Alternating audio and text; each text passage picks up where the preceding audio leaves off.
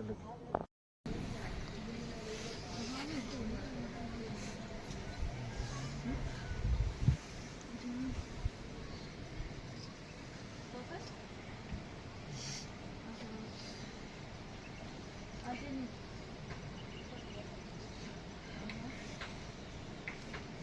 अस्सलाम वालेकुम सर। ये कल बारिश होने की वजह से जो है इधर मकान के पीछे पस्सी पड़ गई थी, वहाँ बीच में कब्रिस्तान था।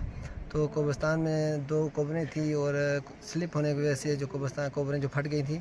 तो अल्हम्दुलिल्लाह अल्लाह ताला का एहसान है, अल्लाह का शुक्र हम अदा करते हैं कि आज तक उनका कफन मैला नहीं हुआ है। आप दिखा सकते हैं, उनको कैमरा भी दिखा सकता है कि उनके कफन तक जो है बिल्कुल साफ़ है। 24 साल हो गए हैं बुज़ुर्ग जो हैं, 24 साल हो गए उनकी कब्र को। 24 साल के बाद भी उनका सही सलामत जो है जनाज़ा निकाला गया है। और माई साहबा को उनको भी तकरीबन 4-5 साल हो गए हैं, उनका भी जनाज़ा सही सलामत है, कफन तक मैला नहीं हुआ। ये अल्लाह की कुदरत है, ये हमारे लिए एक मौजज़ा है। हमको सबक सीखना चाहिए और अच्छा रास्ता अख्तियार करना चाहिए ताकि हमारा आने वाला रास्ता भी आसान हो जाए। हमारी कब्रें जी बिल्कुल। किसी शायर ने क्या खूब कहा है कि ज़मीं मैली नहीं होती, ज़मन मैला नहीं होता, मोहम्मद के गुलामों का कफन मैला नहीं होता। जी बहुत शुक्रिया।